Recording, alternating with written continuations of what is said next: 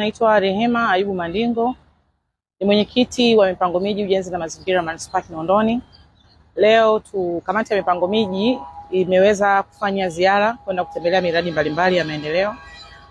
Tuliweza kwenda kutembelea mradi wa barabara ya Kimacha iliyopo kata ya Makongo, ambayo barabara ile ina urefu wa kilomita 1.2, ambayo mradi huo unagharimu kiasi cha fedha shilingi bilioni 1.4, lakini maendeleo ni mazuri mpaka hapo mradi ambapo umeweza kufikia mpaka sasa. Lakini pamoja na hayo, tumeweza kuona umuhimu wa namna gani halmashauri yote ya Manispaa Kinondoni inafanya kazi kubwa katika ukusanyaji wa mapato, na ndio maana barabara hii ama mradi huu unajengwa kwa mapato ya ndani. Lakini tumeweza pia kufanya ziara katika mradi wa mazingira kwa maana ya kitalu cha miti iliyopo kata ya Mwananyamala.